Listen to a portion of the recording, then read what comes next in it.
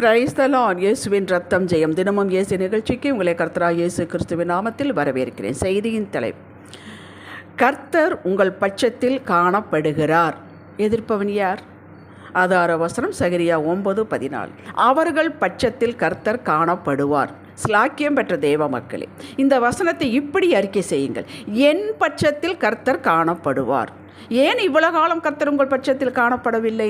இப்பொழுது உங்களுக்கு பதில் கிடைத்துவிட்டது. அவர் காணப்பட்டாலும், அவர் இருந்தாலும், அவர் செயல்கள் செய்வதற்கு ஒரு காலத்தை குறித்து விட்டார்.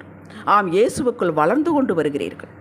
தினமும் இந்த செய்தியை கேட்டு கேட்டு ஒவ்வொன்றாக கேட்டு கேட்டு கேட்டு கேட்டு மெச்சூரிட்டி அடைந்து வருகிறீர்கள்.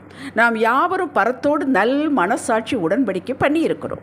அதாவது ரட்சிக்கப்பட்டு பிதா குமாரன் பரிசுத்த ஆவியினாலே தண்ணீருக்குள் மூழ்கி ஞானஸ்நானம் பெற்று இயேசுவின் பிள்ளையாய் அவரை சொந்த இரட்சகராக ஏற்றுக்கொண்டு தெய்வ குடும்பத்தில் பிறந்து விட்டோம். தெய்வ குடும்பத்தில் சேர்க்கப்பட்டு விட்டோம். அவருடைய அழைப்பு நிர்ணயமாகிவிட்டது. இப்பொழுது பிதா இயேசு கிறிஸ்துவுக்குள் நம்மை பார்க்கிறார். எப்படி பார்க்கிறார்?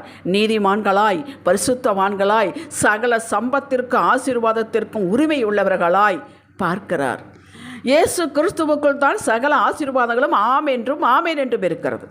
நாம் இயேசு கிறிஸ்துவுக்குள் இருக்கிறோம். ஆவியானவர் நமக்குள் இருக்கிறார். எல்லாம் ஒரே இடத்தில் இருக்கிறோம். ஹல்லேலூயா. நாம் ஒவ்வொருவருக்கும் எத்தனாவது வயதில் இது நடந்ததோ, இந்த ரட்சிப்பு நடந்ததோ, அந்த வயதில் நாம் மறுபடியும் தெய்வ குடும்பத்தில் பிறந்து விட்டோம். மாம்சத்தில் பிறந்தது மாம்சமாக இருக்கும். உலக பெற்றோருக்கு பிறந்ததை அது குறிக்கிறது. இப்பொழுது ஆவியினாலே பிறந்துள்ளோம். அப்பொழுது தெய்வீக சுவாபம், நம்முடைய தகப்பனுடைய தெய்வீக சுவாகத்தை நாம் வெளிப்படுத்த வேண்டும்.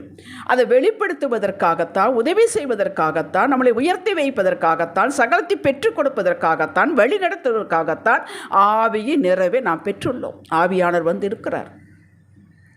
இந்த சரீரம் நம்முடையதாக இருந்தாலும் இப்பொழுது அவர் அதை ஆப்ரேட் பண்ண விரும்புகிறார்.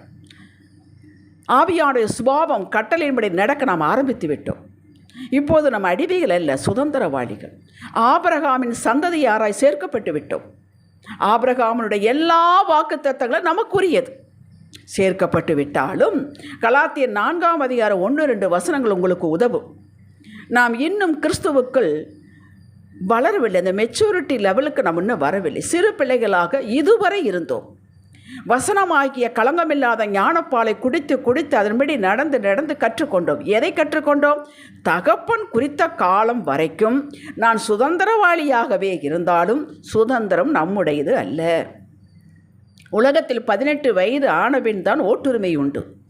நாம் இந்திய குடிமகன் என்ற சுதந்திரம் இருந்தாலும் கவர்மெண்ட் ஒரு வயதை குறித்து வைத்திருக்கிறது. திருமணத்திற்கு என்று, பேங்க் அக்கௌண்ட் ஓப்பன் பண்ணுவதற்கு, கார் லைசன்ஸ் பெறுவதற்கு, எல்லாவற்றுக்கும் ஒரு வயதை குறித்து வைத்திருக்கிறது. அந்த ஒப்பற்ற நற்பொருளை பெறுவதற்கு பரலோக பிதா தம் மக்களுக்கு ஒரு காலத்தை குறித்து வைத்திருக்கிறார். கலாத்தியர் 4:2 படியுங்கள். ஆபிரகாம் 75 வயதில் வாக்குத்தத்தத்தை பெற்றிருந்தாலும், அழைக்கப்பட்டிருந்தாலும் 25 வருடங்கள் காத்திருந்தான், வளர்ந்தான். சுதந்திரவாளியான ஈசாக்கை பெறுவதற்கு காத்திருந்தான். ஆபிரகாம் ஆவியில் வளர்ந்தான். விசுவாசத்தில் அவன் பலவீனனாக இருக்கவில்லை என்று வேதம் குறிப்பிடுகிறது. நாமும் ஆவியில் வளர்ந்து வந்தோம், வளர்ந்து வருகிறோம் என்பதற்கு அடையாளம் வெளியில் தேடாதீர்கள். அவரவர்களுக்கே தெரியும். நம்மோடு பழகிறவர்களுக்கும் குடும்ப நபர்களுக்கும் தெரியும். நம்முடைய சுவாபம் முந்தி எப்படி இருந்தது, இப்போ எப்படி இருக்கிறது. நம்முடைய கண்ணோட்டம் முந்தி எப்படி இருந்தது, இப்போ எப்படி இருக்கிறது. நம்ம செய்யக்கூடிய வேலையினுடைய மேன்மை முந்தி எப்படி இருந்தது, இப்போ எப்படி இருக்கிறோம். ஆம், விசுவாசத்தில் வளர்ந்துள்ளோம். பயம், சந்தேகம் போய்விட்டது. முறுமுறுப்பு, எனக்கு ஏன், எனக்கு மட்டும் ஏன் இப்படி போய்விட்டது. கர்த்தர் அவர் சித்தத்தின்படிதான் செய்வார் தெரிந்துவிட்டது. அதற்காக நாம் சும்மா இருக்கக்கூடாது, இதுவும் புரிந்துவிட்டது. அவர் நம் எல்லைகளை கிரியை செய்து கொண்டிருக்கிறார், புரிகிறது. இது புரிந்ததால் பொறுமையோடும் நிச்சயத்தோடும் நமக்கு கொடுக்கப்பட்ட பொறுப்பில் கண்ணும் கருத்துமாக இருக்க வேண்டும் என்று தெரிந்து அப்படியே நடக்கிறோம். இது அடையாளம். அவருக்குள் வளர்கிறோம் என்பதற்கு இது அடையாளம். வேதனை, சோதனை எது வாழ்வில் வந்தாலும் அதற்கு காரணம் உண்டு, முகாந்திரம் உண்டு, புரிந்துவிட்டது. இது நம்மை அழிக்க அல்ல, நம்மை வேரூன்றி கட்ட புடவிட புரிந்துவிட்டது. இப்போது கோபம், மூர்க்கம், எரிச்சல் போய்விட்டது. அவரோடு துணைந்து இணைந்து உங்கள் சித்தம் மாத்திரம் என் வாழ்வில் நிறைவேறட்டும் அப்பா, இதோ நான் இருக்கிறேன் என்று இன்றைக்கு நான் என்ன செய்ய வேண்டும் சொல்லுங்கள், செய்ய கிருபை தாங்க என்று ஆவியில் எளிமையை கண்டுபிடித்து விட்டோம். அவர் கொடுத்த சமாதானத்தை உள்ளான மனிதனில் மாத்திரமல்ல, புறம்பான உலகத்தில் இதை காட்ட ஆரம்பித்து விட்டோம். ஆம், இவைகள்தான் அடையாளம். இப்போது கர்த்தர் நம் பட்சத்தில் காணப்பட ஆரம்பித்து விட்டார். காணப்பட்டாலும் ஆர்ப்பாட்டம் இல்லாமல் அதே நிதானத்தோடு அவர் சொல்கிறதை கண்டு உணர்ந்து புரிந்து ஸ்தோத்திரம் என்று சொல்லிவிட்டு நம் வேலையை அவர் நம் வேலையை கவனிக்கிறார் என்ற நிலையை செய்ய ஆரம்பித்து விட்டோம். அவர் நம் பட்சத்தில் காணப்பட்டதும் முதலில் நம்மை எதிர்த்தவர்கள் அடங்குவார்கள். அவர்கள் முன்னிலையில் நமக்கு அற்புதம் செய்வார். இதற்கு நீங்கள் லூக்கா 18ஆம் அதிகாரம் 37 43 வரை நீங்கள் வாசியுங்கள். அவன் அந்த வழியாக இயேசு போகிறார் என்று குருடனுக்கு, அவன் அந்த வழியாக ஒரு ஓரத்தில் உட்கார்ந்து பிச்சை கேட்டுக்கொண்டிருக்கிறவன், அவனுக்கு சொன்னார். அவன் கேள்விப்பட்டான், இயேசுவே தாவீதின் குமாரனே எனக்கு இறங்கும் என்று கூப்பிட்டான். முன் நடப்பவர்கள் பேசாமல் இருக்க முடியும், அவனை அதட்டினார்கள். நாம் 3 பாஷையை சொல்ல வேண்டுமானால் பேசாமிரு, குருடனுக்கு பாரு, அமைதியேறு என்று சொல்லியிருப்பார்கள். அவனோ தாவீதின் குமாரனே எனக்கு இறங்கும் என்று மிகவும் அதிகமாய் கூப்பிட்டான். இப்பொழுது இயேசு நின்றார், அவனுக்கு காணப்பட்டார், அவன் பட்சத்தில் நின்றார், கொண்டு வரும்படி சொன்னார். அவர்கள் யார் அதட்டினார்களோ அவர்களே கூட்டி கொண்டு வந்தார்கள். அவனுக்கு விடுதலை கிடைத்தது, பரிபூர்ண விடுதலை. அல்லேலூயா. அப்படிதான் உங்களுக்கு எனக்கு நடக்கும். இன்றிலிருந்து உங்களை காரணமில்லாமல் எதிர்த்தவர்கள் உங்களுக்கே புரியாது, அடங்கி விடுவார்கள். உங்களது எல்லையில் கர்த்தர் உங்கள் பட்சத்தில் காணப்பட்டு விட்டார் என்பதற்கு அடையாளம். நோயின் தாக்கம் மளமளவென்று குறைந்து குறைந்து சர்வாங்க சுகம் உண்டா, அதே மருந்து தான், அதே தான் பண்ணி கொண்டிருக்கிறோம். ஆனால் திடீரென்று குறைய ஆரம்பித்து விட்டது. கர்த்தர் உங்கள் பட்சத்தில் வந்து விட்டார், உங்கள் எல்லையில் கிரியை செய்து கொண்டிருக்கிறார்.